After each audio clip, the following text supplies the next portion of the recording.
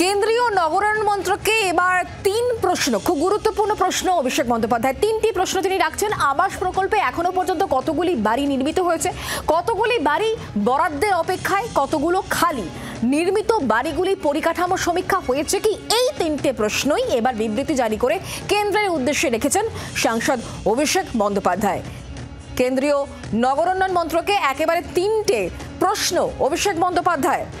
আবাস প্রকল্পে এখনো পর্যন্ত কতগুলি বাড়ি নির্মিত হয়েছে, কতগুলি বাড়ি বরাদ্দের অপেক্ষায় এবং কতগুলি খালি, নির্মিত বাড়িগুলির পরিকাঠামো সমীক্ষা হয়েছে কি, এই তিনটে প্রশ্ন অভিষেক বন্দ্যোপাধ্যায় রেখেছেন বিবৃতি জারি করে। এই তিনটে প্রশ্ন কেন্দ্রের উদ্দেশ্যে সাংসদ অভিষেক বন্দ্যোপাধ্যায়। আবাস প্রকল্প নিয়ে তিনটে গুরুত্বপূর্ণ প্রশ্ন অভিষেক বন্দ্যোপাধ্যায়।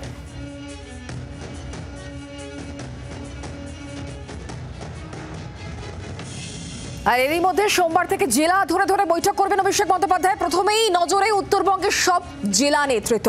4 আগস্ট কোচবিহার আলিপুরদুয়ার, 6 আগস্ট মালদা জলপাইগুড়ি নেতৃত্বের সঙ্গে ভার্চুয়াল বৈঠক করবেন অভিষেক বন্দ্যোপাধ্যায়। একেবারে জেলা ধরে ধরে গুরুত্বপূর্ণ বৈঠকে বসতে চলেছেন অভিষেক বন্দ্যোপাধ্যায়। সোমবার থেকেই এই বৈঠক তিনি করবেন এবং ভার্চুয়াল বৈঠক করবেন। একদম শুরুতেই উত্তরবঙ্গের দিকে নজর দিতে চাইছেন।